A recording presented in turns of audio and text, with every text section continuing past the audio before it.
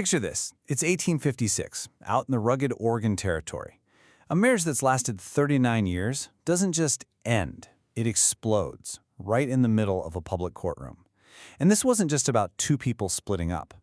This was about an entire family being forced to testify against itself, laying bare decades of secrets, bitterness, and pain. So in this explainer, we're going to unpack the incredible, detailed divorce file of Ambrose and Ann Fields. Now, this case is from over 160 years ago, but the question at its heart, it's absolutely timeless. Because when the truth itself becomes a weapon, the real battle is fought by the only people left to bear witness, their own children. So here's the quick rundown. Ambrose and Ann, they get married way back in 1817 in Kentucky.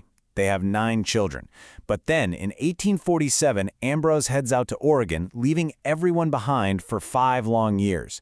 That massive gap, that rift, would eventually lead to a court battle that tore their family to pieces. All right, so let's get into the nitty-gritty, starting with the man who kicked this whole thing off, Ambrose Fields. He's the one who marched into the courthouse and demanded an end to his marriage, claiming his life had been made, quote, burdensome. So Ambrose's petition is pretty straightforward, right? He basically says his wife, Ann, has made his life a living nightmare. For the last 2 years, he claims, she's refused to do any of the housework. No cooking, no washing. He says he even tried hiring people to help. But Ann's constant teasing, provoking, and quarreling drove them all away.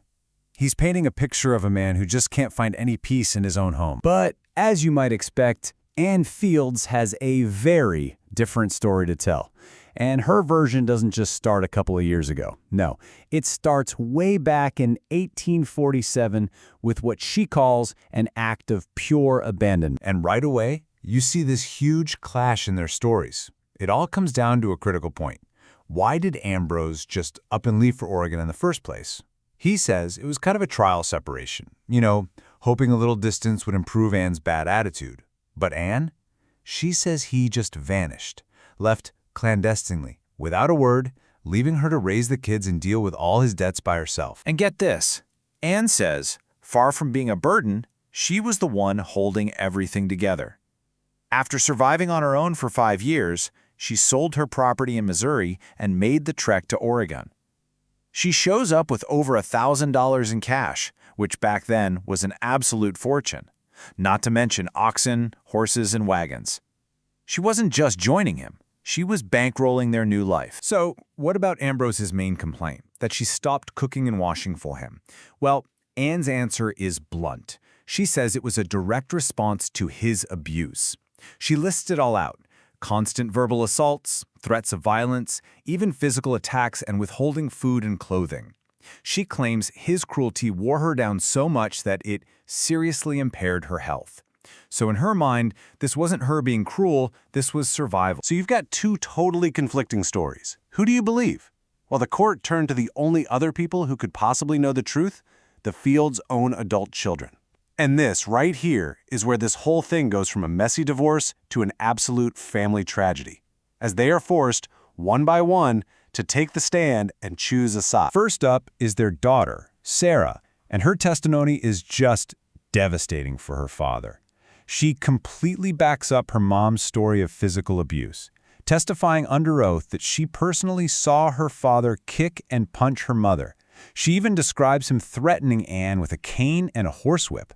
It's a terrifying picture of what went on behind closed doors. But then her own sister, Catherine, gets up on the stand and tells a completely different story. It's almost whiplash. She says that as long as she can remember, it was her mother who was the aggressor, constantly using abusive language toward their father. Her testimony suggests that Ambrose only ever lashed out after being pushed to his limit. And it just keeps going like this, deposition after deposition. It's sister against sister, son against son-in-law. Some of the kids remember their father's cruelty and neglect. Others only remember their mother's constant quarreling. You can almost feel the family just ripping apart at the seams as you read these court documents. It's Team Ann versus Team Ambrose, and the kids are the players. So if we actually map it out, looking at the kids and their spouses, you see this painful split.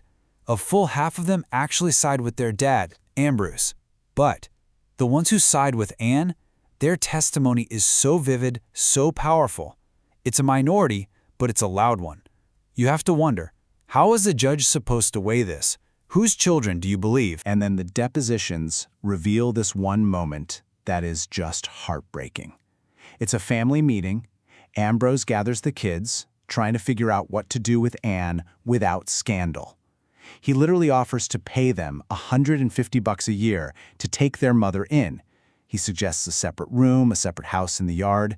It's this awful moment where the kids are being asked to solve their parents' mess. And Anne? She just rejected every single offer. But maybe the most tragic voice in all of this is their son, Joseph. He seems totally caught in the middle. He can't bring himself to blame one parent over the other. He just says, I think they have both been to blame. He describes this horrible cycle where arguments start off fine, but one word leads to another until everything explodes. It gives you a glimpse of what it must have been like for these kids growing up in a home where peace could shatter at any moment. So after wading through all this painful, contradictory testimony from parents and children alike, the court had to make a call. There were no easy answers here. And here's the final decree. The divorce is granted. The property gets split right down the middle. Anne gets the west half, Ambrose gets the east half. He's ordered to pay her $100 a year in alimony and cover all the court costs. It's a clean, legal solution on paper, but it's not a victory for anyone. But you just know it's not over, right? A piece of paper doesn't just erase decades of bitterness.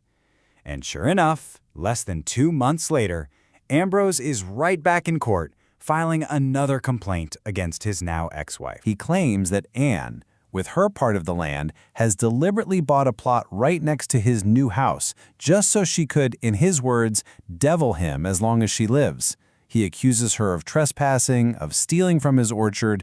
The war was far from over. It had just moved next door. So yeah, the court case Fields versus Fields might have a neat little end date in 1856, but the family tragedy? That didn't end. Ambrose and Anne, they just kept fighting. But what about their kids? The ones forced to take a side, to testify against a parent, to live inside that fractured family? It really leaves you with a final, painful question. In a war with no clear winner, who's the one that really pays the ultimate price?